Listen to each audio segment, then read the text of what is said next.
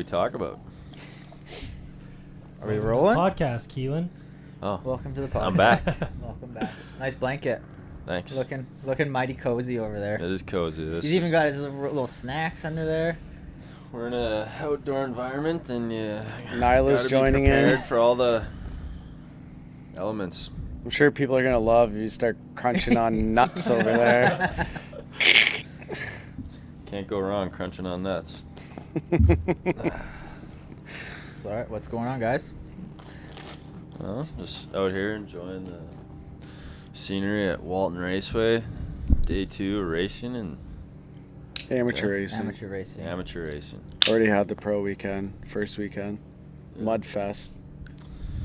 Mudfest, yeah. Day 2, amateur racing. It's kind of been a mudfest here too, but track's all right. The Mudfest? Yeah, it was muddy this morning. Not for us. Hayden thought it was mint. Yeah, I loved it. It was squirrely. It I'm looks pretty squirrely. I'm pretty squirrely. He's a squirrely guy. Needs a squirrely track. Yeah, I don't know. All things aside, the track pretty sweet and pretty fortunate to be able to do it. So Yeah. actually race. Be like Jared, all freaking bunged up. Oh, Yeah, what's going on with you over there? what do you mean? That's what I'm saying. You're all Yeah. bunged up. Oh, the hand. Oh, I already talked about this, but yeah, done goofed my hand. Messed up my thumb, but I'm just wearing a splint just to stabilize it. I'm racing this weekend, so should be good. Rode the other day, destroyed a wheel before I destroyed my thumb, so I think that means she's good to go. Should almost get the I wheel. thought you destroyed the wheel after you destroyed your thumb. Yeah, I did. That's what I'm saying. Like I destroyed the wheel before my thumb. Like I was able to. It didn't even hurt my thumb when I did it. Were you still riding with, like, The wheel. was it right after the wheel? So I landed off this thing, and I didn't even notice it until I came into the next right-hander, and there's like a little hump on the inside. Remember the hump? And there's this little double coming out, and I went to scrub it, and all of a sudden, like, thought my wheel fell off. What? I thought my like axle was coming out because the wheel was like all over, like smashing into my fork guard. Yeah. Ripped out my whole shot device. Again. Yeah. You should see this kid. He's been staying at my place. We go to practice at Moto Park all day. We're like, we got to do some starts. We got to get our starts dialed in. Dom's helping us out. We go to do like the third start. Goes to put his whole shot on, and the whole guard just rips right off. Like, and they're all like pissed because I guess it's happened before. Like, stupid fruit, Jesus. Oh. I'm like, never even seen that happen. Sounds about right. So then me and Dom did some starts together. I think Jared's mechanicking skills are a little questionable. What? Then he comes over today. He's asking for more whole shot parts. Just gonna start zip tying my my fender down, and then as soon as I go fast enough, it'll rip the zip tie and it'll pop up. That's why his mechanicking skills are questionable. My mechanicking skills are just fine. The problem was I put the same fork guard on that already ripped off, and I didn't. We just like slapped it on and go for it as on the practice bike just to have it there, and then I forgot about it and it ripped right out again. How you guys been liking the East Coast? Been good. Weather's been nice. It's been cool. Yeah. Well, when we first got here, Yeah, there's a little heat. yeah, it was like kind of cool for a few days, and like right after that massive heat wave you guys had, and then it cooled down for a few days, and then it came back in full force, and it was pretty hot. But It's chilly at night now though. Like remember the first couple days we were here, it was like in the trailer, like just sweating, just like dripping sweat at 2 a.m. And now it's like at least nice to sleep at night. yeah, I think it's like slowly starting to get into the fall swing. At least it feels that way. I mean, it's kind of weird being at Walton. Pretty strange. And the series isn't even over. Yeah. Usually we'd be done. This would be our last weekend racing, and this is like round 3. It'd all be drag racing championship 450s. Yeah. Maybe the next 2 rounds will get canceled, and that's what they'll have to do. Monday and Tuesday will be drag racing here at Walton. All right, everybody go home. We're done now. Yeah. Yeah, no, it's been good. It's I don't know. We've been coming out here for a long time, and it's kind of cool. Like the friends you meet over the years, and the relationships you kind of build with people, and it's just to me at least, it's starting to feel like a more of a home away from home, and you always have a place to stay and people to link up with, and to make it a little more cozy and homey per se. So yeah, I don't know. I actually really enjoy coming out here and running the East Coast swing. It's still doesn't get easier, but it's fun. Well, you've both stayed at my place, I think. Yeah. We only rode my track and moto park, right? Yeah, we rode your house I think I rode your house 3 times and rode moto park. See, the difference this year is we were trying to ride hard pack, where every time any of you guys would stay, we're always looking for sand because it was before Gopher. So I didn't get to take Jared out to any of the secret little sand holes. Secret sand holes, berries. Yeah. How about you, Chris? First East Coast experience out here spinning the wrenches. How's that been? It's been a pretty good trip so far, I gotta say. I mean, I've never been east of Saskatchewan. Sorry, it's like, oh, okay, yeah. Yeah. Anyways, this guy's made the trip all the worthwhile. Your story. Me? Great. Yeah, you. No. No. But no, it's been great. Seen some tracks I've never been to. Got to ride Gopher, which was pretty sweet.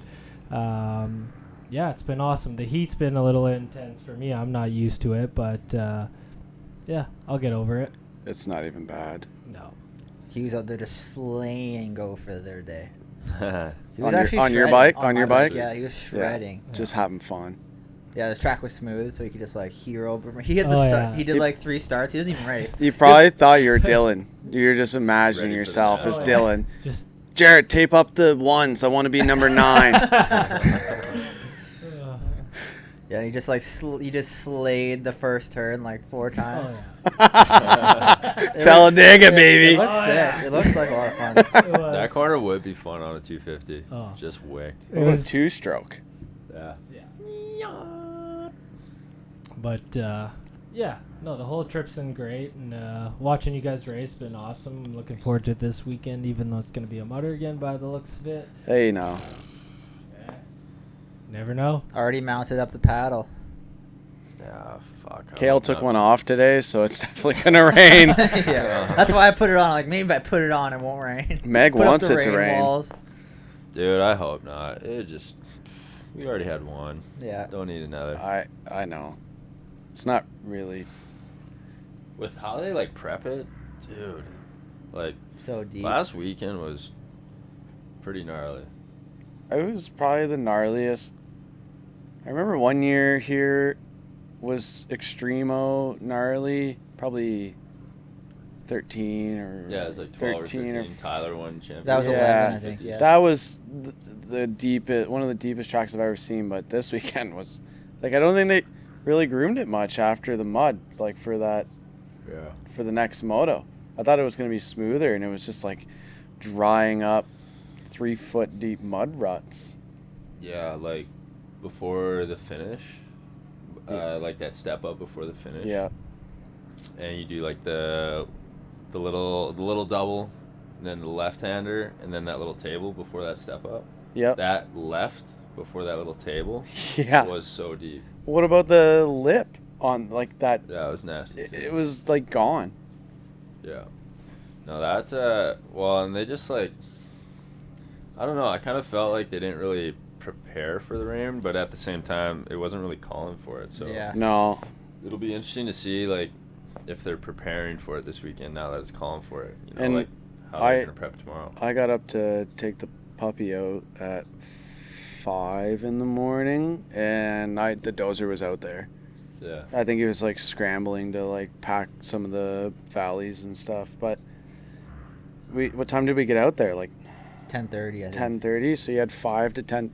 Like he could have been out there for 5 hours, Yeah. right? Like Well, it was also weird how they didn't like really scrape anything off. that's what I'm saying. He Apparently, had, they didn't want to scrape it because they wanted to keep all the dirt on the track for the amateur week. like he had time. He had 5 hours, really, right? So I was thinking, I kind of get the idea of that because if you push it all off, which we've seen them do it before, like it works pretty good Yeah, here. like remember 18 when it Yeah. like, rained quite a bit? Like, oh shit, Crazy mudder, rain. and then they pushed it all off. The track was actually mint. It was good.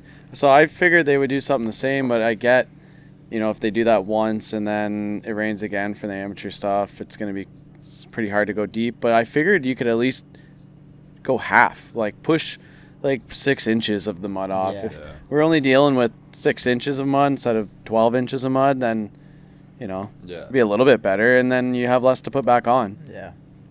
As soon as I see them ripping it deep, I'm like, oh, dear, this is not going to be fun. But then they said, oh, they're trying to get the air into it. I'm like, what? That's what they said. They ripped it deep to get the air in, dry it up. I did enjoy, like, the 20 videos of that giant four-wheel drive deer just getting stuck everywhere, like 200 horse or whatever, just spinning.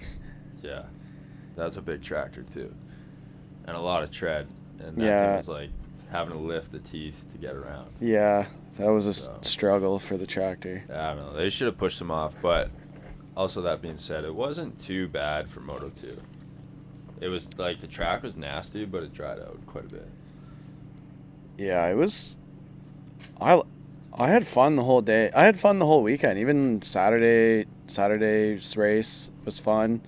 I thought the track was really good compared to what it looked like on Friday. And then Sunday, both motos, I kind of enjoyed the mud. And then same with the second moto, but I don't know. I don't really know where I was going with that. Well, that's good you enjoyed it, because I didn't. I didn't fucking enjoy it. I got stuck in a hole, blew out my brake, my clutch, so fuck it. Over it. Don't want to think about it and cry. I never fell over, so it's probably a big mental positive experience. Yeah. Well. Kept my grips clean. All right, good for you. Hey, you know what? Well, I got docked for cutting the track. So yes. You didn't hear about this? No. Yeah, well, the cat's out of the bag, I guess. What? So what'd you get docked from? So we go to the line for the second race. We're in staging, and everything's a mess. Like, they got Davey up in like 4th. They got me in 7th. Tanner's in like 10th or 11th. So I'm thinking to myself, well, I'm only 3 spots back. Like, I thought if you get docked, it's 5, right? So I go, well, everything must just be wrong with the transponder. Because I would figure if we're all getting docked, we'd all be 5 spots from where we finished. So we are just waiting for Kinger and Daryl to come over. And so then King comes over and he's like, yeah, you're getting docked. I'm like, okay. Like, being pretty civil about it, right? Like, So I, where or what happened? He goes, well, the second turn, you go down the hill. He goes, you got pushed off into the inside and you didn't. He goes, I know it was unintentional, but you didn't let off quite enough, so I'm only giving you 3 spots. He goes, I can actually give 3 to 5. It's up to my discretion. Yeah. So because it was unintentional, I'm going to give you 3. I'm like, well, if it was unintentional, but I guess if he thinks I didn't let off enough, he's the ref and that's his call. Yeah. But, so who else got docked? Well, Gibbs got docked, and something else I might talk about later. You might have to have me back on. But after the weekend, this weekend coming. He doesn't want to talk about it right now. When is this? Words. When are you posting this podcast? What does it matter? I was gonna probably post it. I don't know. I think I'm not sure. I'm not gonna say anything until I know what happened. I don't want to be blowing my mouth off and be wrong about something. Well, at least you said that, so you can say it. It's not like not. I won't. Because I don't want to make myself look like an idiot. Oh my god. Grow a pair. No, I won't. But I'm not sure. I think some unfair shit might have went down. And I'm not trying to get myself undocked. because I was off the track on the second corner. So you think somebody else did something too, and they didn't get penalized for it? Is that what I'm I know something for sure, we and know- it's actually pretty juicy. Oh. So Come on, this podcast needs some juice. Jared's like, let's go, baby. Yeah. No, I can't. I don't want to blow anyone out, and I don't want to blow anyone out and be wrong about it. So Was it like on the level of like a Thompson track cut? No, this That's is what the I'm thing. gathering. I don't know. I know there was some track cutting going on, and I Oh, yeah. know for a fact that the refs knew about it, but I don't know what their justification is, whether they did or didn't dock this person.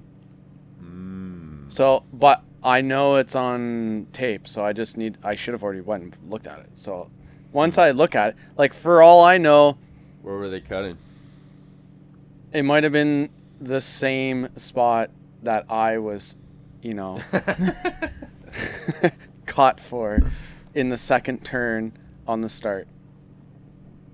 Oh, is this only one incident? So okay, I'll get into it a little bit. Okay, You here we listeners, go, look here we at go, Jared's here we go. smile here. Juice. So, but because I can kind of talk about it a bit. So, when I you know how it is, like everyone's like swarming Kinger, like whoa, I'm in the wrong fucking spot, like whoa, right? Like Yeah.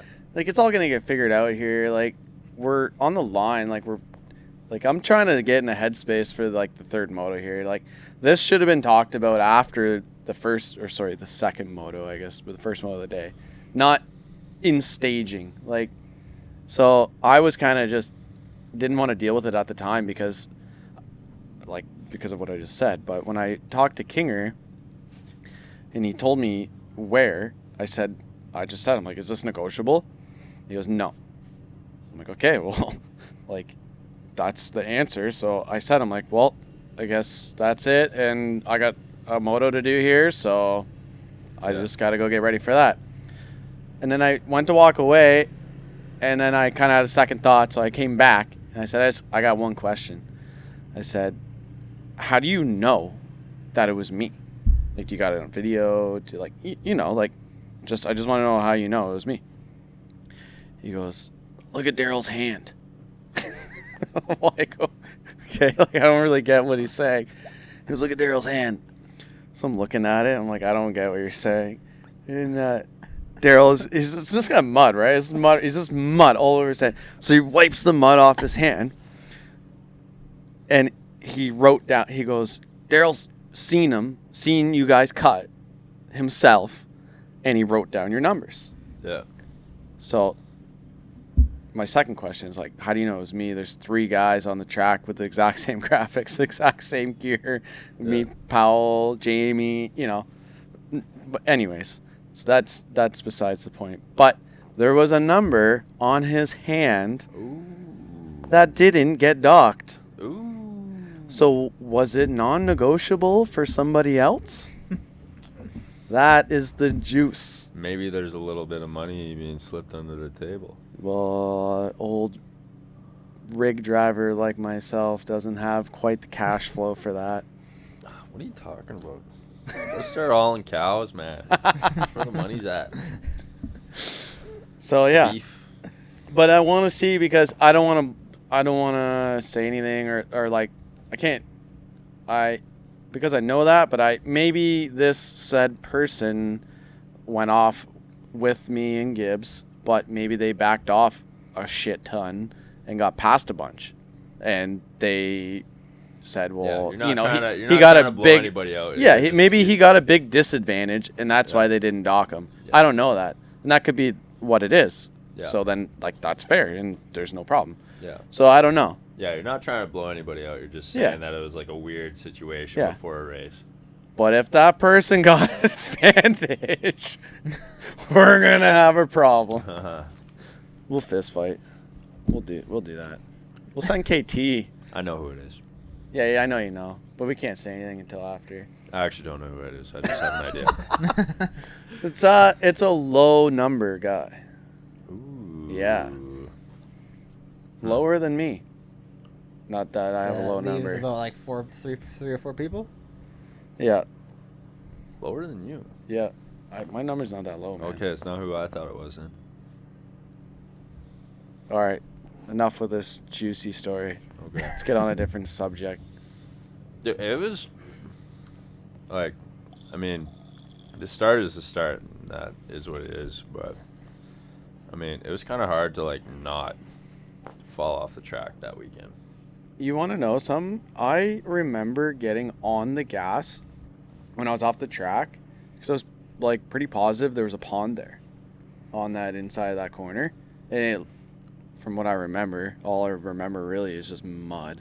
But what I remember is, well, thinking that there was a pond there, but almost like it was a different color, you know, like the edges of the, like a hard packed pond.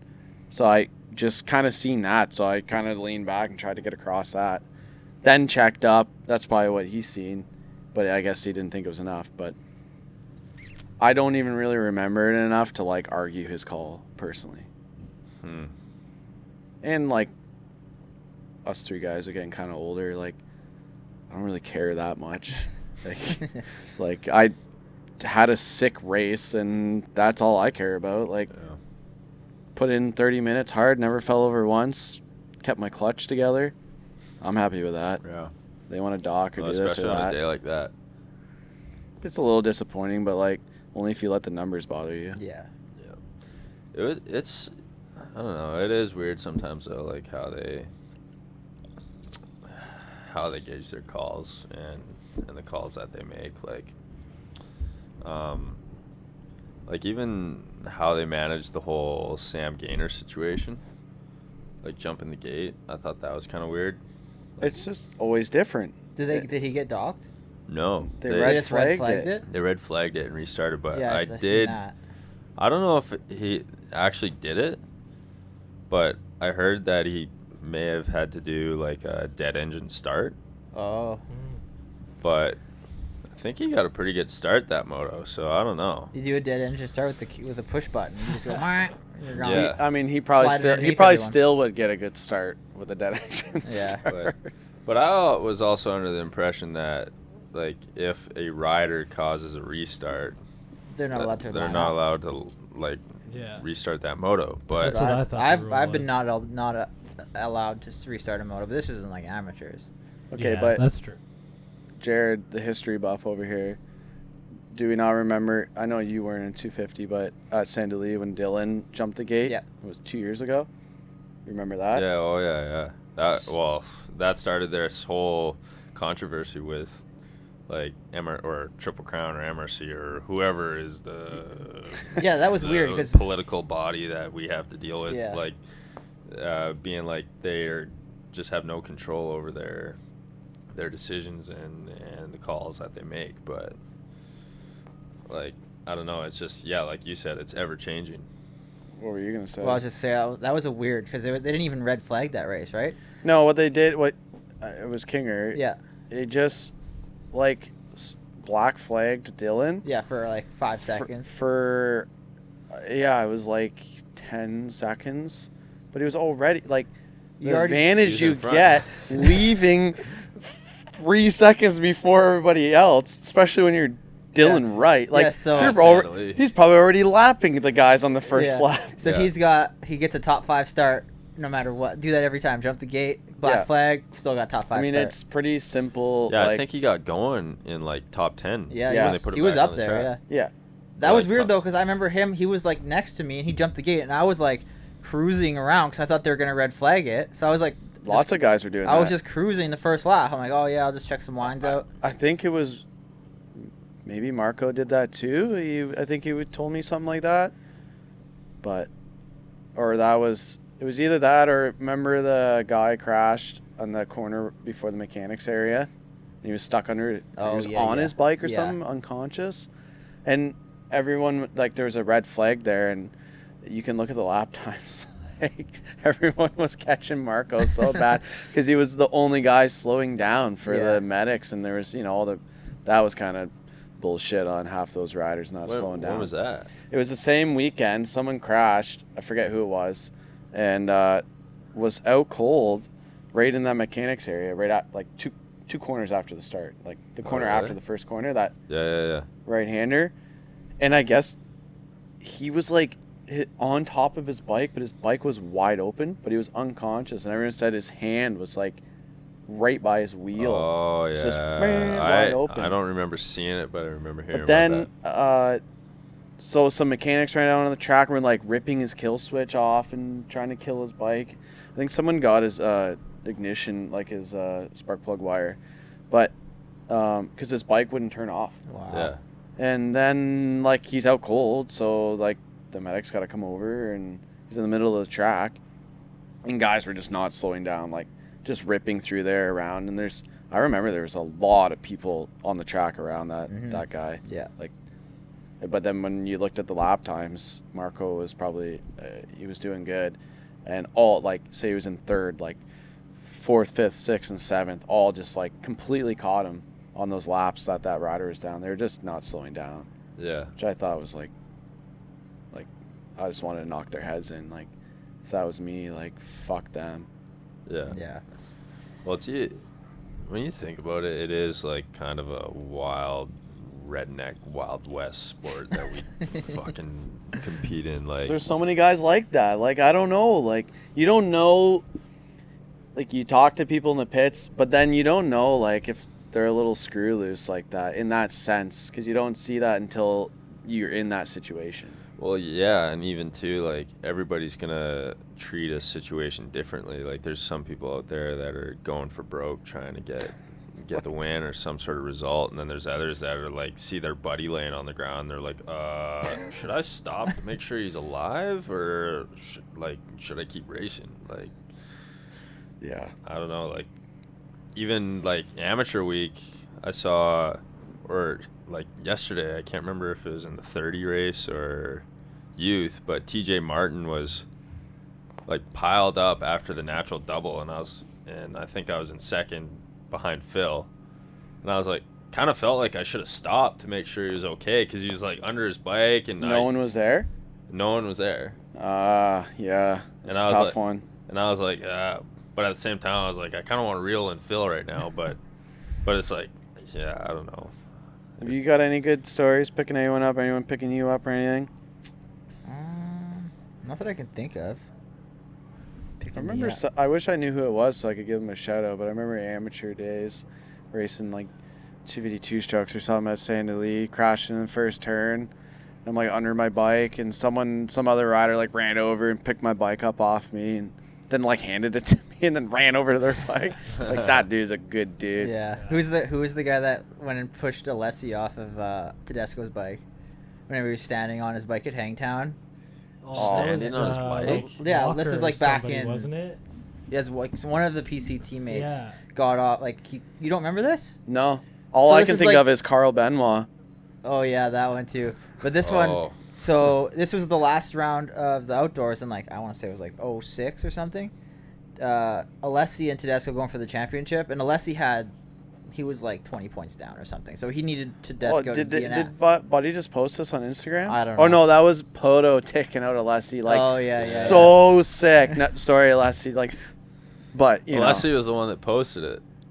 Did he? Yeah, he said happy birthday, Villapoto, as Villapoto's cleaning him out. Like, I mean, that was so sweet. Like, Poto just set him up so perfect. Like, that gave me a little excitement. Yeah. Okay, so what's it? So like, I can't believe you guys don't remember this. So Alessi, we don't have memories like you do. Oh come on, this is an iconic motocross moment. Yeah. Alessi cleans out Tedesco and goes and stands on his bike. He's like standing on his bike. I think it was Glen Helen on on top of one of the hills. He's like going for the kill swing. Yeah, he's like, and then so one of the other PC guys, maybe like Matt Walker or someone like. Last race of the season. No, that's why Alessi did it, because he had to make Tedesco DNF. But doesn't Alessi no good if he doesn't get points either. So. Yeah. But so he's standing on his bike, and I think Matt Walker or someone drops their bike, goes and pushes Alessi off of Tedesco's bike, and Tedesco gets back up and wins the championship. no way. Okay, I can't believe you guys don't know about this. We were walking the track this past weekend, and we were coming down past the start. Do you remember who was in the points battle with Fasciotti? And They were like 2 points out in the last moto at Walton. And then, did you figure out who it was? I think it was Gurky. Was it Okay, not? that's what I thought. Oh, yeah. And then yeah. they just take each other out. And then Gurk trying to like Get rip his Colton's kill kill switch. switch. Yeah. And Colton's like Yes. That's so like funny. open hand, like, no, like you're not. Yeah. Meanwhile, like everyone's just leaving them. Yeah, I remember that. That was funny. Trying to turn each other's bikes off. It's like, come on. Oh, man. Well, the points were close. I remember that. Yeah. It was like 2 points or something. Yeah. This doesn't really, like, pertain to that, but sort of similar. Is when at Popcom and Cole and Gurky got into it, and they're Yeah, ripping right. each other's tear-offs. That's some of the funniest shit I ever seen. That was pretty funny. Cole's just, like, getting Gurks revved up. I was Gurky's right like, what there. the fuck are you doing? Just like Cole's ripping just like- those tear-offs, too. Nothing like a sound of a Lanny. That was funny. We might as well bring up the Benoit story. Yeah. Actually, I kind of have a little bit of a story that pertains to that incident. So, that year we were parked way up on the top of the hill. There's like no room up there for anyone. Wait, the You're talking about the Benoit? Benoit incident, Yeah, the right? Benoit Overton? incident at Overton. Mhm. So, Nyla, we're doing a podcast. Anyway, so Rotten dog. I didn't see the incident happen. And then Jay Burke, wild Jay Burke. I was beside him.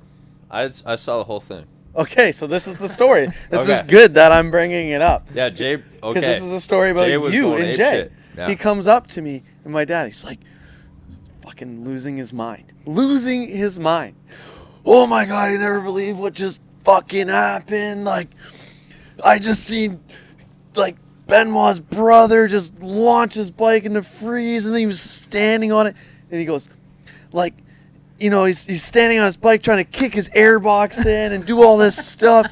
He's like, and I couldn't take it. Like, I was going to jump over that fence and beat the shit out of him myself. And I'm like, yeah, that's probably an exaggeration, but I'm sure that story's right, but I don't know how much. No, it wasn't an exaggeration. So I'm like, I don't know how much you're really going to beat the shit out of this guy. So then later in the week on Monday, Big Wave got it all, like, he was just holding his camera on, sequencing the I remember scrolling through the whole thing, and it's the whole incident going, and it's you and Jay on the fence, and both your faces are like holy shit.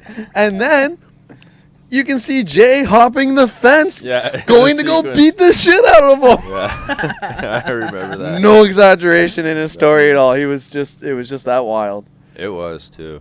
All I remember is like Benoit's brother picking his bike up, and Freeze is just like standing there like, what the fuck, bro? Like, just shoulders shrugged down, just being like, seriously.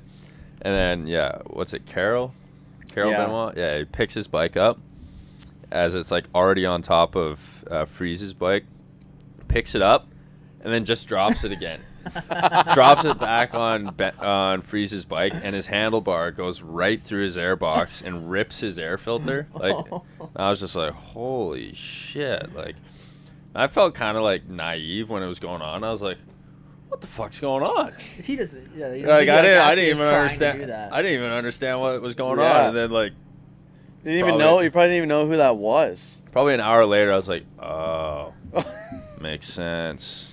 That was a bad little feud they had, though. I remember I was on a hot lap that same day at Overton, and I'm like, the only two people in front of me are Freeze and Benoit. And Freeze just comes in and cleans Benoit out on the hot lap. Was it out in the back on that like rocky? It was like that new backside? little section they carved out. In the That, grass. Down in the it like dropped down. Yeah, like you go up, you'd be going up the hill, and then you do like a 180 back, and then it would like drop down, and then you do a 180 up. I know what you're talking about. Yeah, that was ruthless. But did you guys see all the Quebecois around the Moto Concepts rig after that? No, I missed didn't that see part. You didn't see that? I didn't see it. I heard it was like pitchforks and I think fucking. they All sorts of wild we shit. were parked up top, like I was saying. There's like just the top of the hill is really small, and it was just me and Benoit's dad, who's a legend. That guy's hilarious. Yeah, he's the announcer for Yeah. Deschambault. I remember Saint Julie. seeing him on top of a scissor lift, and he was standing on on the railing. It has like the bar in the middle. Yeah. He was standing on that, holding his chainsaw as Benoit was winning. He's so like, you're crazy, man. Yeah. But I remember like looking down, you could see the whole pits, and there must have been 10 people deep, like all around the rig. Like they were just, I don't know, like trying to kill him or something. Yeah. Well, so Alex, my mechanic, was actually telling me this past week, when he was working for Brad Noddet last year, he went down to California to stay with Brad and work for him over the winter. And Noddet and Robbie Feder are good buddies. Bowling master. Yeah, and I guess they stayed at Feder's house, and Robbie was wrenching for Freeze at the time when they're up with Moto Concepts. And and Feder was telling Alex that after that moto, he said Freeze just went in the trailer, grabbed a wrench, and sat in the corner. I can verify this story. I've heard this too. Yeah. And he's just like waiting to beat the shit out of anybody that came in the trailer. And I was like, that is an American mentality right there. But can we fact check? Like, were they, like, I was told that they were throwing things at him while the moto was going on. Like rocks and Gatorade bottles. probably. I wouldn't be surprised. Dude, I got in a battle with some French bro at Deschambault once. And, like, people around the track were, like spraying water on me. Not throwing shit at me, but they're like spraying water on me. Even flaggers had like squirt bottles to kind of like cool themselves down. And I would ride by a flagger and I would just get like water in my goggles. Maybe they didn't like the local French guy and they were trying to cool you down. Yeah, I'm sure that's exactly how it The was. French are nuts, eh? That's Yeah, I was actually baffled I'm not by partaking in the blowing out of the French. I don't want to be taken out by any French riders or having any beef with French riders. I also traveled the country with Mike DeSova, a French rider. We had a great time. Yeah, he's a good Frenchman, but all the other ones are a few good questionable. Frenchmen. All the other ones. I don't know this guy. I'm just kidding. You're gonna get Yeah, this pitch- podcast What about canceled. Paul? Pitchforks. Paul's Paul's a too. good Frenchman. All right. There you go. Look Yeah, I at spoke that. too soon. I got you with one guy. But the flaggers with the squirt bottles, they can kick sand, pound sand. The Quebec spectators are cool, man. They're into it. They're climbing trees. It's like a GNCC. Yeah. Mini Nations. Yeah. Mini Redbud. Mm-hmm. Except for the B lot is across the entire track. Have you been to the B lot? No, I've just seen pictures. We traveled to the B lot last year after the race. My parents wanted to see what the B lot was about. I feel like it's like an outdoor meth lab. That's such a good depiction of the B lot. I was told that the B lot isn't even owned by Redbud, that it's owned by like a shell company. Like, so that they don't have to deal with the problems. But anyways, we all, like, it seemed like, you ever watch like Baja 1000 stuff and the locals like set the booby traps? Oh, yeah. Like they're just like nasty, trying to like destroy the truck so they can steal parts off it. I felt like that's what I was walking into. And even they had this night racing going on. They had like a little, like your typical American, like it looked like Paris or something. And there's dudes like, remember that guy on that Honda? He had the chick on the back. Neither of them they both had flip flops. Like they're just like, we just hopped and they're just like right through the pits flying. And you had to have like a wristband to get into the B lot. Yeah. And there's security at the gate. We go up to the gate. The security guard is like 20 feet from the gate, hammered, just chucking a football into a crowd of people. So we go in. We're like shoulder to shoulder because we're like scared. Yeah, it's like a circus, right? There was a trailer chaos. with no roof I don't know if they hit a bridge on the way or if it got ripped off. And then every time we seen like 2 of those like rental RVs, and every time we see one, my dad's like, "Oh, I hope they didn't use like their dad's credit card for that deposit. They ain't getting that back." That's a very dad thing to say. It was crazy. Crazy. I'm getting a whiff of like something dead over here. Something. Oh, it's probably that fly bag. It smells like a fucking dead animal. Did you get rid of your garbage bag over there? Yeah. Oh, okay. Well, there you go. Yeah. Did you just come from the shower or? Oh yeah. It's good. Kind of like the communal shower. It's nice. I keep dropping the soap, but nothing happens. Is it co-ed? It's co-ed. Like how that joke went right over you guys' head. I didn't. You want to talk about it? It wasn't that funny, I guess. All right, fuck. It was like a quick one, spur of the moment. I thought it'd be good, but fuck, all right. Whatever. How many times have you made that joke in your life? First time. Actually. It's a very dad thing to say. I'll quote you. Maybe I'm ready for dadhood. I don't think you are, because not even engaged, brother. Yeah. She'll get the ring. That's good enough. Does she even need a ring, though, to have a kid? That's a sideways question. I don't really know how to answer that. Oh, you don't have to. I mean, I'm sure you guys probably have different opinions. My parents had me before they got the ring, and the whole situation. I think I've heard some of this cowboy story. This hockey cowboy. Was it? He picked your mom up out of by PG. What is it? No, my dad. Something River. What is it called? Well, no, in typical cowboy fashion, my dad picked up my mom Randall. on a horse at the local saloon. And he said, I would like to wet my whistle, honey. Bought himself a beer, bought my mom a beer, and that was history. Okay. In typical cowboy fashion. What? This is completely random. None of the listeners are going to give a shit about this question, but what was that country movie or that Western movie we watched at Sand Lee in 2015? Oh, fuck, yeah. Remember? What was the line? That was fucked up. There's this chick in a what's it called? Yeah, she like goes out. I don't even know what this country or this Western movie was, but this like little girl or not a little girl, teenager. It was just weird. She like goes out to the outhouse. Like, yeah, it's like it's set in old times and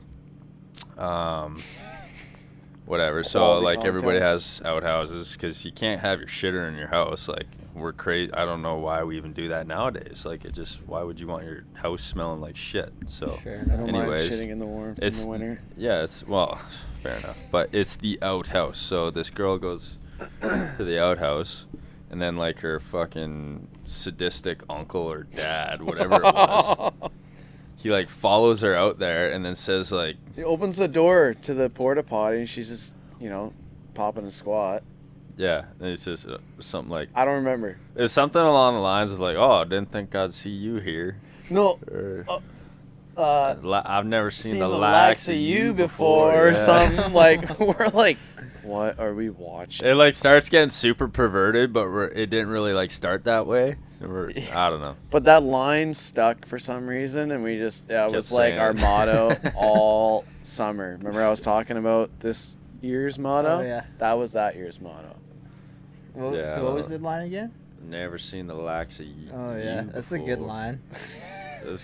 Yeah, we kind of went on a tangent there. Sorry, but. I just remember finishing that movie and feeling out of my body because it was like so fucked up. Oh my god! It's like this is messed up. It's probably in some trailer somewhere still. It was probably a DVD. That's a movie that needs to be burned. Yeah. So what's this year's motto then, for the listeners? It's a good little story. This year's? Yeah. Why don't you tell the story? I'm sure they're sick of hearing me talk. Nah. So we were on this. We did a bike ride to Port Dover, about 40K all around, maybe a little longer. And met up with Dom. Yeah, we met up with Dom at some intersection on the way back, and then there's this bro comes up and he's just like, I thought you knew him because he was like, "Hey brother, what's going on? How's the water looking down there? Is it storming down there?" And then, yeah, you guys are just like going back and forth. I swear you knew this guy because you guys were like just broing down. And then as we're leaving, he's like, "Hey brother, don't forget to maintain the mane." He had long hair too. Don't forget to maintain that mane, brother. That's awesome. So that's maintain the mane is the motto. Maintain the main. Yeah. I like that. That's very groovy. I love the best part is there was like a picnic bench and we were just kind of turning around to go back home, so we were grabbing a little snack and a drink, and like he rolled up and was broing down, and he's like sitting on his bike asking us how Dover is and stuff, and then he just gets off his bike and he's just limping like a bastard. I'm like, whoa. It was funny. Poor guy and his limp. Hilarious. This guy just like Hulk Hogan. Sounds just like him. Brother. Hey, brother. Tell me a good Calgary story. Like, give me a Stampede story. I'm sure, like, I feel like you're supposed to have one if you I don't know. live there. Honestly, I barely ever go to Stampede. I've been like, I miss it, man. Stampede's sweet. I remember there was a story the one year I was staying at your house about some lady, but probably too after dark for this podcast. Some lady. The lady that was outside of the bar with two other fellows. Oh, what? You You sent me the that's link to it.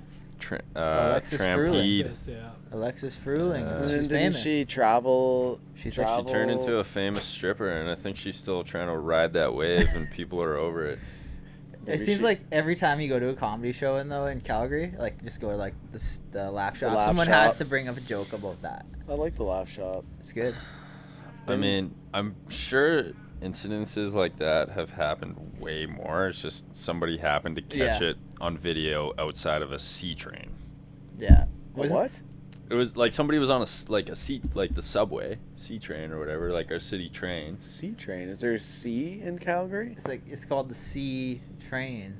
Oh, C train. I guess I never thought about it The not being Calgary called train. that other places. yeah. I was thinking of like an S, S train. an SEA. Nah, C train. C-do. Yeah, like people are like rolling by on the train, and then there's these three people just doing the dirty, literally outside the window of this train, and everybody's just filming it. Oh, that's how you start your stripper career, or at least a successful one. You just leak your own video. Yeah. Right to Edmonton you go. Straight to Fort Mac. Yeah, like big money, baby. Didn't some other guy like fly across the city with some balloons or Oh, something that yeah, year too? that was He was in nuts. a No lawn way. chair with balloons. Balloons, on it, yes. And he flew over the Stampede into the ground. How Did did it twice? how did he come down? Did he have He his must have, popping balloons just, pellet man. gun? just like cut one at a time.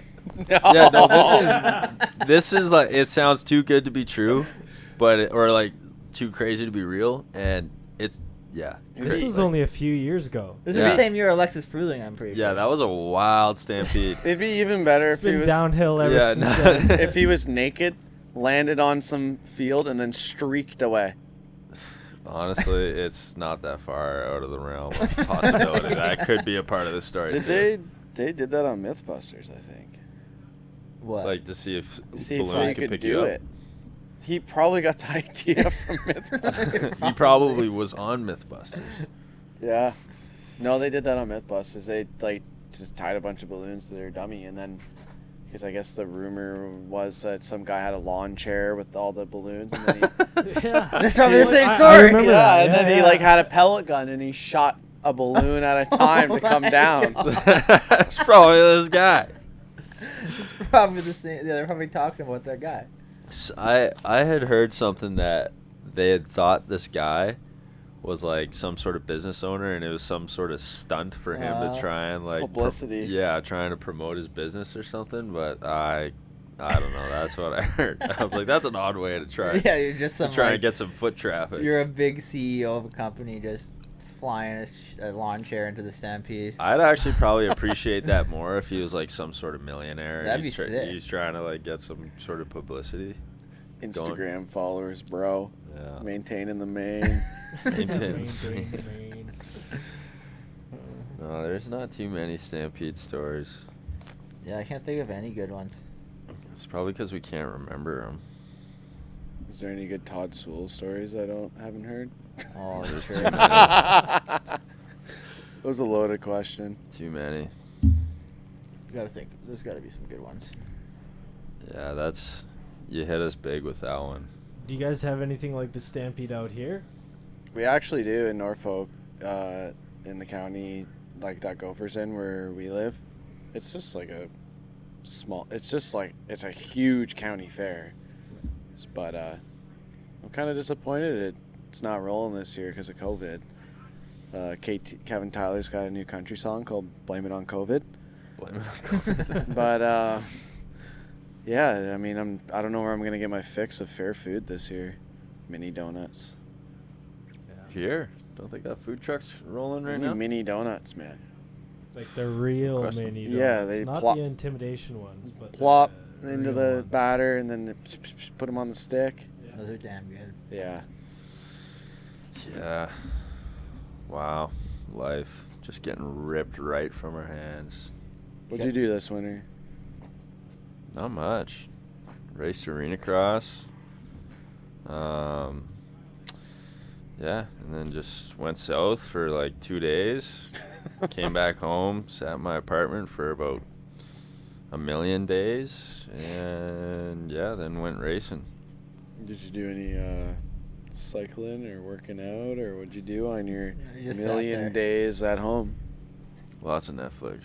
Jesus. I got a lot of I watch so many damn shows that when the next seasons come out, it's gonna be overwhelming to try and Yeah, catch up on which you might ones. as well retire. And just. Well, I've moved on from Netflix to Crave TV now. Which, Oh my gosh. Which actually, I'm pretty happy about that move. Like, I think that was a good life choice for me, from Netflix to Crave. The HBO shows are miles better than What's Netflix. on Crave? Like what's big on Crave? The show Westworld. Yeah, my dad watches everything, but That's a good show. he raves about it. Yeah, that's a hot one. That's on Crave? Yeah. They have all the HBO stuff on there? Yeah, you can get the Nice. HBO package. I haven't dabbled into the Handmaid's Tale, but I heard that one's pretty good. I like Ballers with The Rock. That one's a good show. Is this a He's sponsored plug for maintaining the Crave? main. Is this a sponsored plug for Crave TV? Jeez, it could be. There you go. Hit us up. So you answered my were you training question with a 5-minute discussion of which is better, Crave or Netflix. Nah, I don't train. It's a myth. People think I do, but I don't. It's an old wives' tale. Yeah, I had seen the likes of you before. Yeah. That's what he says to his gym. What were you doing? What was I doing this winter? I was podcasting, Yep. working. Went to Mexico. Was pretty badass. Went for our honeymoon in Mexico. That was wicked. First time being like on an actual vacation, really, without dirt bikes. So that was cool. Was it actually vacation though, without dirt bikes? Yeah, I would Oh, say okay. so. It was. Yeah, it was good. The food was amazing. Went to Tulum. Checked out some ruins. The water over there is super nice. Turn up a little bit there. Yep. Yeah, that's my take on Mexico, I guess. What did I you don't. do? What? God. Man, I was trucking. Just hauling fuel, boss. I was rigging. I I don't know. I was all stoked up. I was gonna race the AMA stuff. So all motivated. Just hit my ski erg like a bastard. Just trying to rip the cables off the thing every day. Working, getting my program together, getting everything. Bought some bikes to go down there and building motors and getting Joe to do my suspension and just getting everything ready. And then I was planning on going down south a little later because I was gonna not do the West Coast AMA stuff, so I had a little bit of time to go south late, go right to WW after club, and then come home for a weekend off, and then do like Southwick, Redbud, go for Sandali, and then blame it on the old COVID. China Happened. the China and virus. I was pretty sure there's no way we're going racing. So got the house finished up, got some life stuff done, got the landscaping done, stopped skiing, wasn't really riding. Stop skiing. Ski erg. Why'd you stop skiing? Because I didn't think we were going racing. I mean, you don't enjoy it to just go and do it endless hours? Coming from the guy that doesn't train at all. I actually do. I'm just trying to understand where he's coming from. I enjoy the skier. Like I will probably ski after moto, but I was busy getting other shit done. How much one of those things cost? Like for a guy like me that doesn't train, and Maybe a little might more. want to get into training. They're like $1,300 by the time you ship one here. Well, that's too much, so I'm not gonna train. I won't sell you mine because I use it all the time. Yeah. All right. Well, there goes that. Have you ever used one? It's on a serious note. No. Never. I used it first. They had them at club. You were at club. Yeah, I didn't train there either. I skipped that in the morning. But I was at the track 10 o'clock every day. Except for one day I was at the track 10:05 and one of the coaches yelled at me. I remember Mike. Yeah, and Mike. Mike and yelled. Benoit got into it one time I was there. And I bet that would be fun. oh, you just wait for this line. It's a Quebecer line. So they're like, you got to be there at 10, but they want you there at like 9:55. Yeah, and by the way, like this Mike trainer, he's awesome, like awesome dude, but when it comes to training, he's scary. Yeah, I can concur. Yeah. But anyways, so me and Benoit would show up at like 9:58. Yeah, probably have a 9:59. watch on too, just double checking. Well, when yeah, you we do got to shit. watch. Like, Yeah. we got to watch. Oh, better start riding over there. It's almost 10. Mm-hmm. Well, this one day, I'm over there. Benoit, he's like slaying everybody there. So he's the man that year. Any of these Americans show up to ride, any JGR boys, you know, Benoit's slaying. Mm-hmm. No one can say shit to him. So he rolls up at like 9:59. Mike's like, Gavin, what the fuck? You're late. I was like, I'm not late. It is 9:59.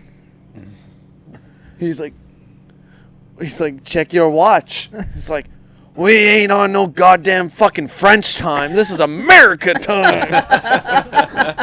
And you're late. It's like, Mike, shut up. Like, Mike, shut up. it was the best. I'm like, you're the fucking man. Mike, shut up. America time, bitch. Yeah, Mike, That's funny. dude's an animal. High strung. Yep, nice guy though. He cares. Too much. About time. Is that all he's crazy about his time? No, he's crazy about trying too. Yeah. Like, you're not trying. Your lap times will be getting faster and faster, and you'll be like, "What the fuck?" And you're just like, and then I'm you just, trying. and then you just explode the next lap and crash, and then you like roll by, and he's like, "What happened?" You're like, "Dude, I just died." Oh, well, keep going. Like, moto's not done. Okay. You're just like, so upset. Yeah, it's bringing up old memories. I'm flustered, man. I'm gonna slouch into my chair now. Just defeated. He's definitely not maintaining anyone's main. Yeah. Good experience there, though. I don't know. I'd kind of like to go back. I had a pretty up and down experience there, but I wouldn't mind going back. Why was it up and down? Like, in which way? Oh, it was just crazy, like, getting onto the CTR team last year and then going to, like, a whole totally different coast, basically flying there with just my clothes and a gear bag and hopping into something where, like, I didn't have a vehicle, I didn't... A guy like you, too. Yeah. And so I, like, showed up with basically nothing and was expecting a bike and whatnot to be there for me, and yeah, it was just like kind of up and down, and then also going into like a situation that I had not really been used to before. Like, I was not used to a guy like Mike and somebody like waving the towel at me and basically cracking the whip. Like, I'm a pretty methodical and slow process kind of guy, and so I was like just being overwhelmed by the experience and getting into situations where I'd have like some nasty crashes because I was being pushed beyond my comfort zone, and but at the same time, I think going into that state where I was like kind of outside my comfort zone was a big period or a big like period of growth for me, and learning to like ride a bike I wasn't really comfortable with, or riding in situations that I didn't really have control over, and so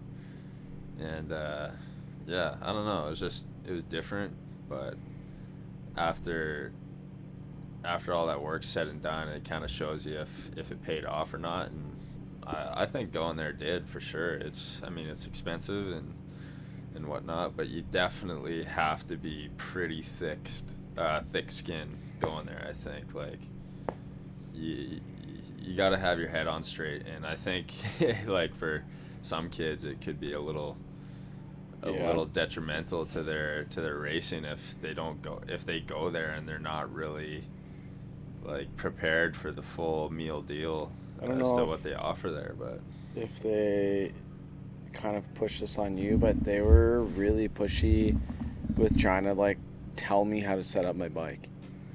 But what Benoit would stick up for me too. What they didn't get was that there isn't a Supercross triple on a Canadian outdoor track. Yeah. Like, you need to stiffen that shit up. Like, you can't even scrub that jump. I'm like, because it's like lipped up to the moon. Yeah. Like, I'm aware I can't hit that jump. Like, watch my bike come into that one rough corner over there. Like, it works awesome. Yeah. So I didn't like that about that. And it was like constant. Like, that's what's holding you back. I'm like, I know it is, because it is holding me back on this track. Yeah. But when we go ride the sand track, we'll go ride. I don't know if they had the practice track wasn't there. It was Supercross track when you went, right? Behind Ben's house, there used to be like a track just like Sand Yeah, that's the practice track. That they turned that into 2 Supercross tracks. Okay. But the practice track now is behind both those Supercross tracks. It was like in the woods and tight and square sand edge. It was nasty, and I loved it. My bike felt so good every time we went over there. It was like just such a good day for me, mentally and riding wise. It was awesome. And yeah, I could see like, because that's kind of when I went there, that's kind of what I said, was like, I'm focused on setting my bike up for what I feel like is going to work up north. And I felt like Brandon was pretty good with that. He's like, because he had seen Canada, know what it looks like, and how the tracks shape up and stuff, and so he was like pretty understanding of that. And I don't know, when I was there I thought they were okay, but I can understand. This was pre them coming here. Oh yeah, they didn't know what we did up here. Oh really? Yeah, I could see them being that way, because like that like main track they got is nuts. Yeah, it's like, I don't even think you really find a track like that on the AMA circuit. No, like maybe Redbud. No, Redbud was like I remember like they were building like rhythm section, like rollers that you had to like triple into and then double out. Like, I'm like, what do you what are you doing with that? Of course, it's sketchy for me to triple in with soft outdoor suspension. Like, Yeah. where is there going to be a triple in Canada? Like, of course, Gopher. Yeah, Once Gopher. upon a time. Yeah, it's like fourth gear though. Yeah. No, but Redbud was like big, man, like massive. Like everything was so slow, like on the compression. Oh, really? This giant, every jump was like a 40-foot hill, Yeah. I don't know. When I was at club, that's how it kind of felt like. Yeah. Just every jump was huge. Well, yeah. But, yeah. I don't know. Anybody that wants to go to club, I'd say do it. But Yeah, You I'd like ready? to go try it. I'd I'm have just sick to. of California. I'd say club is, it's a good make or break for you. If you can get through it, you'll come out better. yeah, for sure. Or I'd kind of like to go to Stu Baylor's house. Like the Shoals. I think that's where Thompson was over the winter. That Yeah. looked pretty sick. Yeah. Even like do you know how, like, do you guys know how Dylan and Tanner and those guys and Jess like get that in with Carmichael? Farm? Digger set it up. Oh, really? Yeah. Like you just pay. Their Dig was paying for them to be down there. Oh, no way. Yeah. Dude, that's cool. Yeah, I That'd know. be sweet. I think we're all jealous.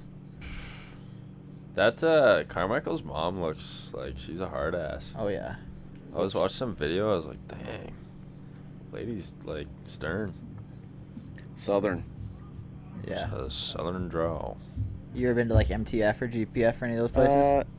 I've been to MTF when I was like really young for like a week camp. That was really fun, and definitely learned a lot. I think I was in junior, and went down with my dad, and yeah, that was a cool experience. I don't know, that was a long time ago, and then I've just been to GPF for the odd week, probably every few years. So I like that track.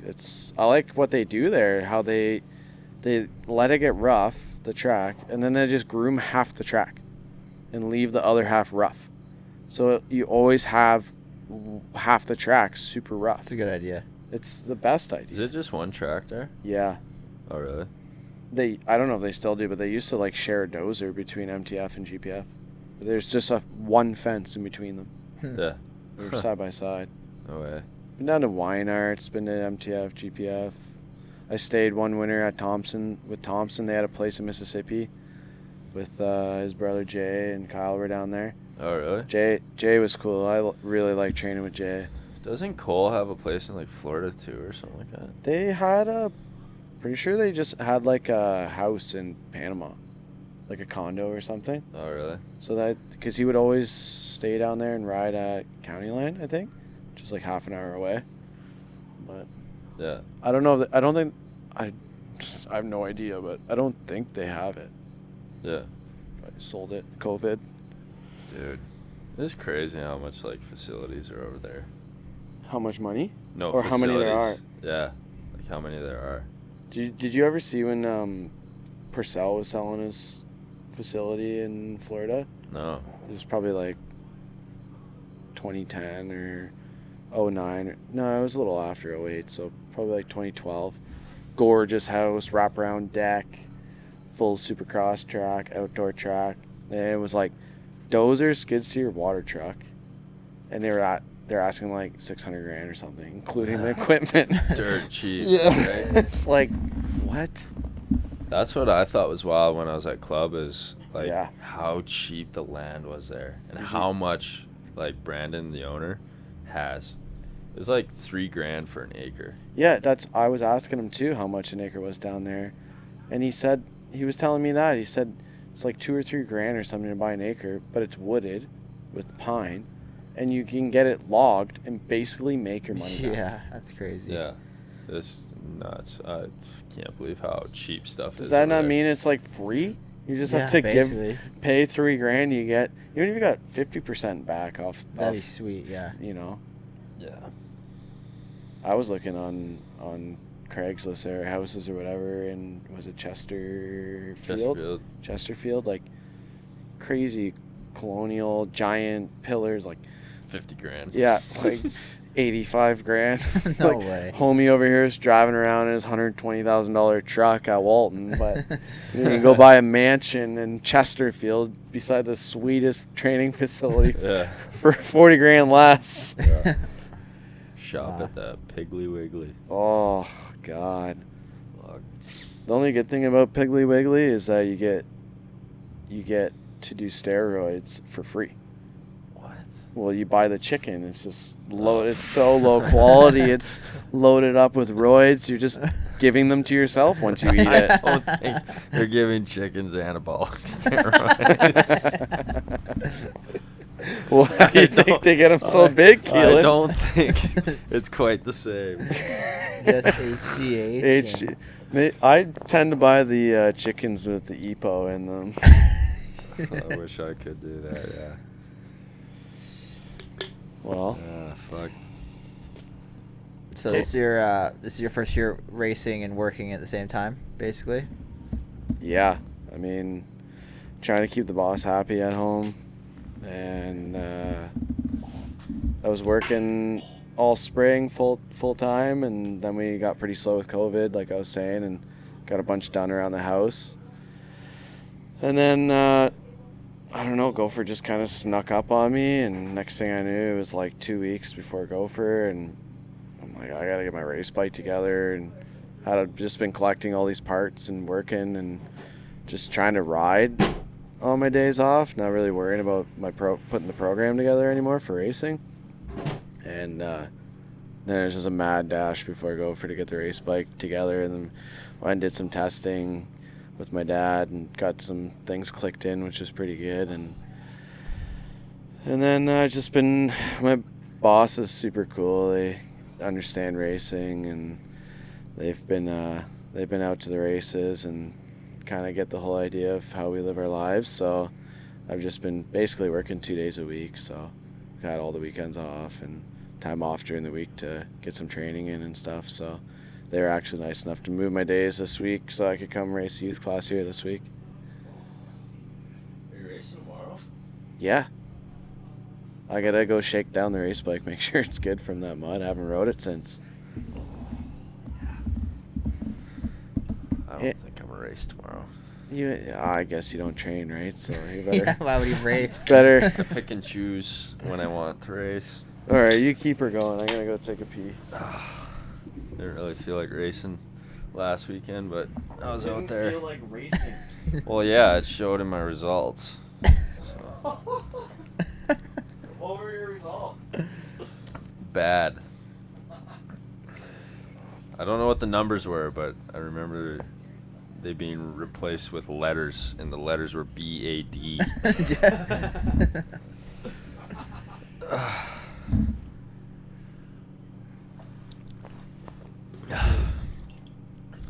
I'm almost ready for bed. Yeah, tired. Yeah. What time is it? How long have we been rolling? It's been 112. It's pretty good. Yeah. We could work on some sound drops right now. Ba-ding, going, bing, bing, bing. Ba-ding, bing, bing, bing, bing. Yeah, you didn't hook the iPad up, eh? No. Fuck! I could. Fuck! Working on sound drops. Hey, give us a mic impersonation. Mike? Yeah. Shit. What the fuck are you doing? Okay, what about Randy? I want to hear you. Randy? Your own impersonation of your own dad, because we can all do it, but I want to hear you. I don't know. It depends on something that he would say. You just got fourth this week. Fourth. What does Randy say? Well, he'd be stoked. Like, What does he say? he would laugh, but like I can't impersonate his laugh. It would be a laugh followed by like good job, son, or something like that. I don't know. Like pretty average. Pretty average. I don't know. What would Jerry say? Okay, what about that what? That's what I was just asking him. What about when can we get an impersonation of your parents' anniversary at the local truck stop? What did he say? Oh, yeah. 25 years, same woman. Yeah, that was pretty funny. Yeah, he like gets this like dumb smirk on his face. He like looks down. He's like, 25 years, same woman. It's like pretty funny. I don't know too many Randyisms. Randyisms. I just blank out when he starts yelling and screaming. I somehow can't imagine him yelling and screaming. Yeah, I can't picture that either. Man, Randy was fired up last weekend after the races. He was pissed. I'm like, dude, you don't even pay for fucking anything anymore. Shut up. And he still kept going and chewing me out anyways, so I don't know. Should have handed him a kokanee. Oh, yeah, that was in hand. So. You already had that on the go. Sure, my dad wasn't far away. Yeah, no, he was revved up last weekend. I mean, he does have a soft spot. I did see him shed a tear one time. Yeah, no, he does. It's or I heard it's honest story. Somebody said, because I was, somebody said to me like not all that long ago, said your greatest supporter is your greatest critic. Oh. Yeah, which is true. Yeah. Probably my old man. Yeah. I think anybody that's half decent at dirt biking probably has a pretty stern old man or mom. Is Brent Stern? No, neither of them are really. Yeah, I didn't think so. Not. I can see your mom being a little stern. Not when in life, but not like motocross. They are just so easy with it. I think that could translate though, because like my parents were never really hardcore about racing at all. Yeah. And even now, like my dad like kind of gets hardcore about it, but it's only because he knows like how good I am and wants to see me reach that potential. Yeah. But it was never like a hardcore mini dad. Like, do you like kind of ever think about like you wanted to just see what that was like to have a crazy mini dad parent? No, dude. No, I've seen enough of them around the track. Yeah, that's true. Yeah, no. Sometimes I just like see Brent and I'm like, I wonder what you'd be like if you were just fucking crazy. I wouldn't be racing. I'm too much of a bitch. Like I feel like if he was crazy, of course, then I'd be like mental, right? So yeah. Would I be like ripping guys' kill switches off or yeah, dropping my bike through people's airboxes? People's tear-offs. Yeah, tear-offs. Yeah. Nah, not me. I probably wouldn't be racing anymore. Probably would have cried too many times and then started eventually working a job at like retail or something, Edo Japan, some sort of job that just has no pressure. Yeah, no pressure, no nothing. Like I come home every day, bitch about my manager. Yeah. Come home. Can we keep going? You're coming home to who? Sloan? She probably wouldn't even date me either, because like I would just be so mentally damaged from my childhood that like that I wouldn't even be able to handle the pressure of Sloan, because she's pretty stern. She's a pretty stern gal. Like she lays it to me sometimes, and so's Meg, dude. After that one race, the first race not in the mud, McNabb beat me. And you know what Meg says to me? Yeah. She goes, nobody that looks like me should be beating you. Oh my God. That's bad. I know. We can't say that about poor little Ryder. Yeah, we can. He's killing it out there. Yeah. And he looks like a 14-year-old. He is 14-year-old. Yeah. Yeah, he is 14. Are you saying your woman is 14? Body mass size. Oh, gotcha. You know, like how much does that kid weigh? $120 maybe. You think? I don't know, maybe less. It's probably. I don't know, but How do you even set up? 110 How do you even pounds. set up a bike to work at that? you transfer a his bike that 85 weighs more. springs to his 250. I was just gonna say, especially a bike that weighs more than you, but for most people, their bike weighs Yeah. more than you. So. Yeah. Yeah, I was pretty surprised with him. Like, can you name another kid that his transition from 80s Yeah. to big Not bike? even like racing a Racing big bike. pro class. that yeah. and did that good? No, I can't think. Dylan kind of. He was already on big bikes for a long time. Yeah, it seems anyone that does it usually is like a taller person Yeah. that has like Dylan Kalen or something. yeah. On big bikes when he Yeah. was like 9. Yeah. I think it was 12, but. Yeah. I mean, it seems like GDR's kind of got their shit together now. I mean, they had a few years that were kind of like pretty sideways, but it seems like they got a pretty good program now and some good people over there that like really uphold the foundation and create like a solid system to be a part of.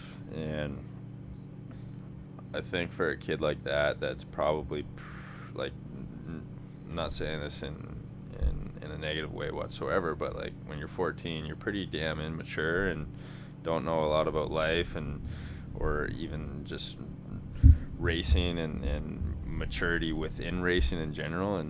And so I think for him, like, it could potentially be a pretty steep learning curve, or but a good one, you know. Yeah.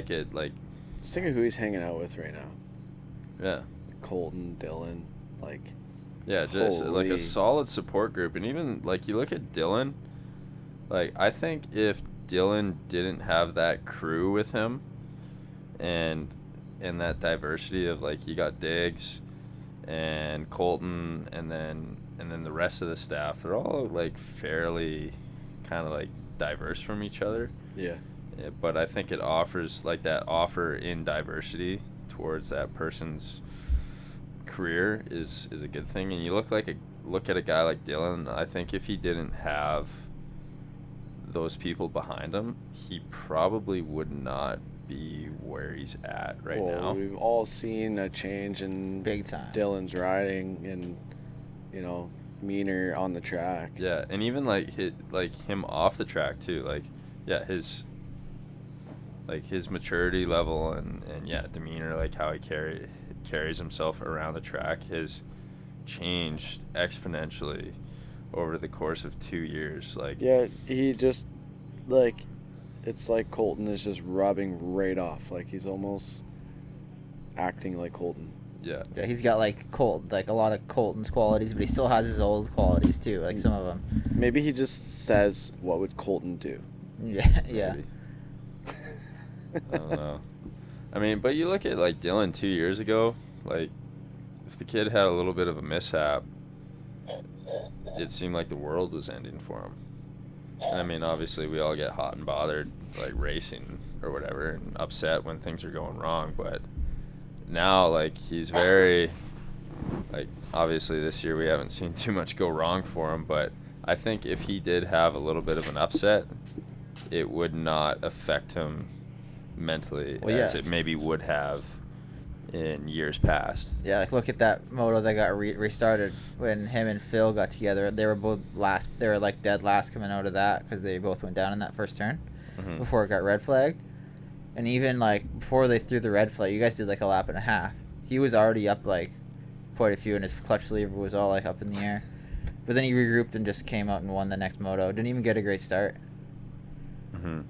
Was that that was that last moto where he was just like hanging around in third, was it? Yeah, and I thought Tyler Tyler was gonna win because yeah. Tyler was like had a pretty good lead out Phil front. Phil put a push in, but then like Tyler matched it. And Tyler actually started behind Phil, I think, and then Phil. Yeah, and then he passed Phil. Phil was like right on him, and then Phil went down. And Dylan was showing like no urgency, just following them. And then he just flipped a switch. I was like, see ya. Yeah. I thought he was just gonna collect points, right? Like, he doesn't have to win at this point. At this point, it's probably just like he's doing so good, might as well just win. He's probably like, Yeah. I should win this race. I hope somewhere they've put in like a perfect season clause. Like, if you perfect season the half COVID year, we'll times your salary and your championship bonus by 0.5. Should be. I don't think there's that kind of money in Canada. Well, it's just a percentage of it. Could be $5 times Yeah. 0.5. I thought you meant like on his actual like Total. bonus or whatever. Yeah, no, I was saying like his championship bonus times 0.5. That would be sweet. Like, It you should go be. X and O. That would be That'd cool. be badass. You should get like a mega, like you're doing some mega marketing for these people. You start going 1 1 1 Yeah, 1 1 1 no 1. kidding. Like how we all still talk about the years it was done down in the States. Yeah. Like, you know, there's still marketing. They're still getting gain from that marketing Yeah. with Ricky and Stewie and Yeah, no kidding. Well, I think it's also kind of something that maybe the industry up here is kind of taking for granted just a little bit. How gnarly. What? just a little or like more. Well, no, just like taking for granted how gnarly this situation is right now with Dylan. Like, a rookie kid that just barely started winning last year. Like, we all know he had the speed to win, but Yeah. it's like the consistency was never there. And then last year he just started figuring out how to be like somewhat dominant. You know, he's still dealing with Jess though, right? Like Yeah, but look was who in he's the dealing. Look who he's dealing with now. No, I know. I'm saying before he was just like in the mix of the really good guys, Yeah.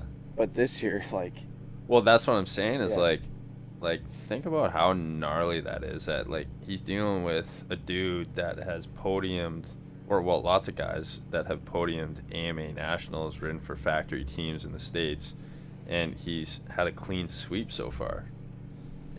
No one expected that. has anyone Yeah. even talked about this? Like, has this been even mentioned on Pulp or They didn't say anything? Shit. Not really. Like, I don't know. they like Dylan, right? Like, Yeah. they'll talk about him on there, but like, no American media has even mentioned that this kid is just like, this is media. Like, they should be going crazy over this Yeah. stuff. It's pretty gnarly, and I mean, the series is definitely working in his favor. Like, there's not one other rider that probably has the advantage that he does, but regardless, it's still like, it's not an easy series, and it's not like he should have a massive upper hand, even though he does have one somewhat. Like, Not- being East Coast, Not so much here, like Gopher and Sandali, like, look out. Deschambeau. But like, not us Ontario guys, like, this track's never open, right? No, Yeah. but I'm just Yeah. saying He's in general, raced here right? a Like, lot over the years. He's good here. Yeah. and it's East Coast, like Walton's close to home. I know, like, if I race a track down the road, I still feel like I'm at home. Yeah, Like, it's for sure. But yeah, still though, like, it's pretty wild. Like, everybody that's racing the 450 class right now has ridden these tracks before, so it's not like it's Yeah. unfamiliar to us. But yeah, like, kudos to him for sure. What do you guys think about Jess staying in 250? I don't think he will. No, like for this year. this year. Oh, this year? Because was the Oh, really? rule like you defend your title? What, you have 1 year to defend That's your what the title? title. That's what the rule used to be. Yeah, and then that's they not a rule changed it. anymore. Yeah. Is it just not a rule? You don't No. have to move No, up. I think No. it's like you can't win more than 2 in a certain amount of time or something. Then you have to go race GNCCs. I don't know. But yeah, like, there's a bunch of weird rules. Like, if you finish in the top 20 in AMA outdoors in the past 5 years, you're not allowed to race. I don't In know if that's still 250? 250 class. Like, if you Yeah, in the I remember overall that, in the Yeah. overall points. So there's like a bunch of weird rules like that. Because they made a bunch of like weird rules that were like protecting native Canadian 250 riders. Yeah, you're not allowed to ride a some- 2-stroke unless you're Canadian and Yeah. weird stuff. Yeah, if you're born on Tuesdays and. But is there rules like that in What's the two-stroke support class in the GPs? What's it called? EMX? Yeah, there's weird rules like that in EMX. I'm sure there is. I'm sure. Yeah, well, even 250 classers too. Their I think age you have limit. to be under 23. I think. Yeah. Yeah. Okay. Yeah, the GNCCs is like that too. I think it was 25 and under for XC2, so Really? I'd have to go join the other 11 XC1 riders if I went back. I don't know.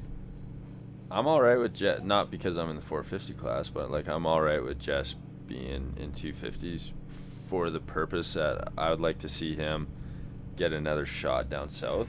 Like still, yeah, that'd be cool. still keep racing the 250s, still stay familiarized with it. Like instead of hopping up to a 450 and trying to Wrecking it.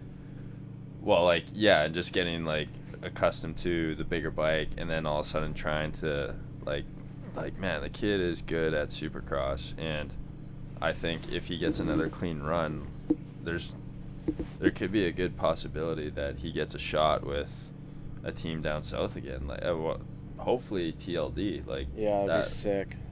And I think he definitely has the potential to fill that spot, like or the talent to fill that spot. Like Yeah. I don't think it would be out of the question for him to not have that When I was down opportunity. at Redbud, I'd gotten points at Southwick, so they moved me to the seeded 250 qualifying. Yeah.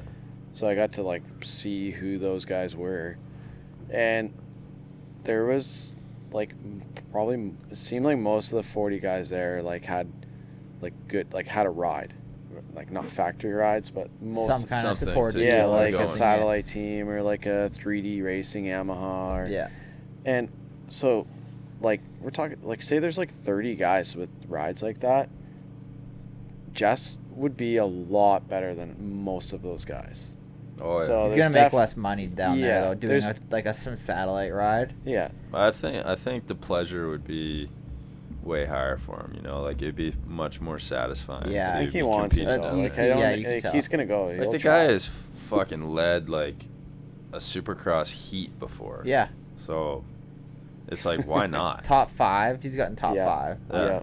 And a stacked I don't know if it was stacked at the time, but like West Always Coast is usually a little yeah, more stacked. regardless. Yeah, it's badass. Like regardless. So I think like we always hope for stuff like that though. Like remember the year Fasciotti got that fill in at TLD. So sick. Everyone's like, yeah, he's gonna be going down south. So and then cool. that never happened for the next year. I heard the rumor mill's working with Dylan. I don't know if what he's planning, but that'd be really cool if he did something. That would be cool. That I would be mean, sweet. the crazy part is that we're even talking about that. You know, like it's like, oh well, Dylan should be like going south, but it's crazy to think it's only like 2 rounds have only happened so We've far. raced 2 tracks. We've raced 2 tracks, and everybody's like, "Oh my god, he's so good, Prodigy. Yeah. We're just grooming him as a country. Yeah. We're Yeah. all gonna start a GoFundMe. Yeah. Everyone in the whole country's gonna just pitch in $20 like it's Terry Fox run or something. And we're all gonna send Dylan down like a Desnations effort. Well, better than a Desnations effort. And he's just gonna slay American ass. Yeah. It's been 2 rounds, and we're already. We'll send Jess. We'll send Jess too. Yeah.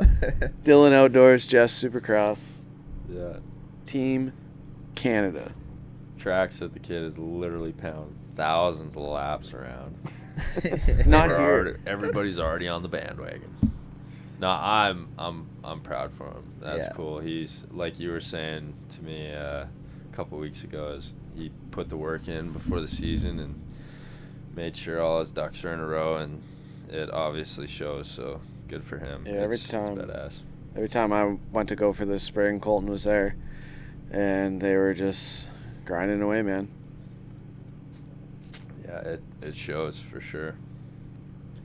Yeah, I think it would be cool to see him go south with this confidence that he has now. Yeah. Because it's like he's instantly proven to himself that I feel like he's got it. I feel like he would if he could ride how he's riding, like the last 2 tracks. I He could have like a kind of crappier start or be not up front and work his way to like a 10th probably I think so. every weekend, Good start.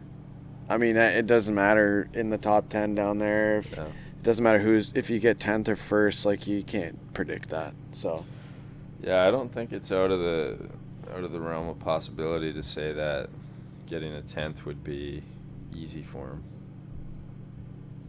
no, it definitely wouldn't be easy for him, but I'm saying like I think it would be. But Like, it's very like capable. very graspable. Like, Yeah, very Yeah, capable. I think it'd be very easy for him to get a 10th. Like, I think like a top 5 would be like a high, like being on top of the world. Yeah.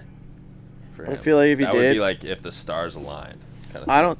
I feel like how many rounds do they normally have? They have a bunch. 12. 12. I feel like he could pull a top 5 definitely in the season. Oh yeah. Yeah, for sure. It's gonna be some kind It's of 24 motos. yeah. He could probably do it twice. Yeah. Yeah, I don't see why not. Especially you get to a track like Southwick. Southwick was really similar to old Sandalye, like when it was a lot sandier and deeper. Like he would just slay it down there. Yeah. Like he would slay Southwick. Well, Even Redbud, he'd be good at Redbud too. So deep and Which one did he go to a couple years ago and he got like 12? Ironman. Was it? No, I think he went. No, he Did Ironman because he did Ironman too, but he did. I think it was Budds Creek. He got 12th at Budds Creek. He went like 12. he did he not? He hole shot it at Ironman. Yeah. then Ironman, the Mutter, he qualified first, Yeah, I think, or yeah. fourth. Out of the B something group, I think. sweet. Yeah. Yeah, it was like first or fourth. So he got fresh track or whatever. But Yeah. Still. Did I he think he still did good. Did he qualify first and Tremblay qualify? Oh yeah, Fourth? Tremblay has done that too at Southwick, I think. Yeah, Tremblay qualified fourth at Southwick. Fourth. I can't remember. No, I think you're right. It was like fourth at Southwick. Pretty killer, man. That's That's sick. badass. That's like the only problem I found when I went down was I'd never rode the track before. You have no practice. It's just Yeah, like like the two You just laps know right before. away. Yeah. so like like I have no idea even where I'm going. I don't even know what way the next turn is. Yeah. You didn't walk the track? Yeah, I walked it a bunch. Like I did a couple laps on it trying to memorize it. Like that didn't work. You gotta be like the Jamaican bobsled, or whatever the movie was called. Practice it. Cool on the Runnings, top man. Yeah, Cool Runnings. That was it. Yeah. Cool runnings. Isn't there some hilarious line from that movie about like a helmet or something? Oh, I don't know. Yeah. It's been a while since I saw it. Yeah. Maintaining the main, brother. In the main. We're getting into some juicy stuff here. Like That's this a is good good line. stuff. Yeah, it's good. You don't have anything? Like Juicy of what? What do you who mean? can we talk about? Like we talked about McNabb pretty in depth. That was good. Dylan, What you got, Chris? Jess a little bit. Who we talking about? Like Tyler or Phil or Moff? Thompson. Thompson, what's going on with Cole? Who knows, man? Weird deal there. What's the staph infection? Does anybody have the deets on that? No idea. I got no internet today. I know, he just must be sick. I heard, like, isn't that like an infection of your blood or something? Like a- Staph infection? Yeah. Is that what he has? Well, that's what he said. That's what, I don't know, whoever. At Gopher? Yeah, I But guess it's weird that he like pulled off with like 2 laps to go. Well, I think they were saying it was still bugging him here, too. Yeah. Like he was But fading I or was, something. okay, no, actually, I talked to Chloe, and she said that, I'm pretty sure she's told me it was a staph infection. That's where I got that from. But I didn't know what that was. I still don't. Well, I heard that, too, that he's got a staph infection. But Then I heard he, like, hurt his shoulder also. I think he cut his arm. yeah, I don't Or that's know. what I heard. He cut his arm. Are we getting a fact check? Yeah, we got a fact check here. So, staph infections are caused by Staphylococcus bacteria. Types of germs commonly found on the skin or in the nose of even healthy individuals. Most of the time, these bacteria cause no problems or result in relatively minor skin infections. Well, That sounds was like COVID, not very man. helpful. Let's see if we can dig into that here. Hold on. He might have COVID. Maybe he does. Well, they can That's just how turn they're covering deadly it. if it invades the body deeper, enters your bloodstream, joints, bones, lungs, or heart. Oh, Dude. Yeah, it's pretty serious looking here. Yeah, because I've heard people getting like staph infections after surgery and stuff. I think. maybe Oh, you yeah, got you one don't in the let the communal wound heal. shower. I might in between my toes. Like you didn't have sandals on? No, I raw dog it. barefooted. Oh.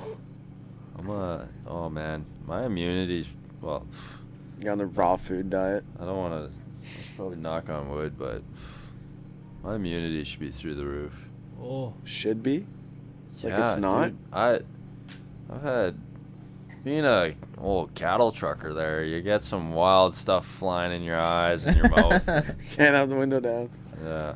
Oh, it's not when you're in the truck. Have you seen what's going on with all the meat truck protesting going on by my place in Toronto? No, but I No. can only imagine. Oh yeah, all the vegans are out there just freaking out. Yeah, Like I bet. some lady, she was giving the pigs water, had her arm through the trailer. One probably bitter. No, the trucker didn't even know, and he was like turning right, Yeah. starts going around the corner and starts dragging her Oh, No that's way. gnarly. with her arm in the trailer. That would be. Oh Bad. my god. So there's man. like a big lawsuit going on about that right now. Just like it's fresh. People are so goddamn dumb. Like how does that stand up in court? Like, yeah, I this stuck lady my had her hand. arm in my trailer and I didn't know. Yeah, I didn't notice. Like, how would I notice that? 60 feet up in Yeah, a yeah. truck. oh, I've seen those guys hauling down the highway for miles with tires just falling off, and they don't notice nothing. Hey, don't be trying to badmouth the industry This guy, here, man. this guy is in a lawsuit right now. This brother trying to maintain his mane. Okay. You're bashing them. No, but I He's not guess I'm bashing. defending the guy. He's just saying you don't know. They this is don't a big know trailer. anything. I could have known she was. there's like all these like anti-vegan truckers and like anti or protesting against the vegans. So there's like some guy set up on Facebook Live free hot dogs right across the street, and he's like he's got like videos of him like giving cops. He's like they like roll up and they're like wondering what's going on, and he's like, "You guys want a hot dog?" Like, why not, right? Like. Yeah, that'd You be know? so funny. So they're out front of Maple Leaf or wherever it is, eating Oh, hot man. dogs, and the vegans are losing their shit. That's funny. What's this world coming to? Sticking your arm in a Chaos. cattle truck, dude. I don't get telling you, it. it's gone downhill ever since that balloon Alexis Fruling stampede. Those were the heydays, I guess. That's when people started realizing they could go wild. This guy. And there's, This, holy shit, I can do like public nudity and indecency and get rich. Well, I feel like that started a few years before that. even. Yeah. Did anyone see Alessi get hit by that frickin' truck? I saw the picture of the bike. That's fucking scary shit. Yeah. Yeah, I went for a road bike today. There's not much shoulder out here. Gotta get on the mountains, bro. You can't maintain on the road. Yeah, well, Can't there's the mountains maintain around the here. main on the road, brother. Has a cyclist ever been hit by a horse and buggy out here? That would be Trampled so on. funny. I'd be more worried about Hayden having his hair fucking chomped on as a horse comes rolling by. I'm just like big carrot. The horse respects the mane. Yeah. Mane, brother. Yeah. How fast do those guys cruise at? I don't know. Did They're they not pass you on down a where road I bike? live. They're just like up here. No, I've seen them down by your place. Yeah, they haul ass. I don't know, they get going. They get trotting along. Could you I- imagine just getting past Probably like on 50 your road trots per bike? hour. Could you imagine getting some swap in one of those things? I was wondering if they could go downhill. Like, how steep of a hill can they go down before the horses just get plowed over? The horse just got to keep speeding up. You guys don't. They're all like more north of you guys. Your guys, Mennonites. The Hutterites. Hutterites. That was a question. No, they're like east. They're like Okay. out by Brooks and stuff Okay. like that. Because I remember this winter I was trucking over in Elmira. It's like Mennonite country, and they were all. It was a Sunday morning. They're all coming and going from church and stuff, and I see this guy. He's in like an open carriage with his one horse, and he's trying to get it to turn around in this parking lot, and the horse is like kind of being a little stubborn, and then it just starts ripping, and he's just doing donuts in the driveway. I was just waiting for that cart to just high side. Nothing happened. But they sketched me out a little bit in the rig. I don't want to get too close to them. Horses are... It's a scary animal. Not to your sister. I've seen some pictures on the wall there of the Meston household. Yeah, I could do without horses. Freestyle. Yeah. Fuck, boys, I'm ready for bed. Yeah, me too. So, yeah, it's like 10 o'clock almost. It's a good little pod. Yeah. Yeah. All right. Fire's running out anyway. Oh, it Fuck is. off, everybody. Radio silence. Sound drop. Pew, pew, pew, pew. Thanks for coming. Good Can't night, wait. America.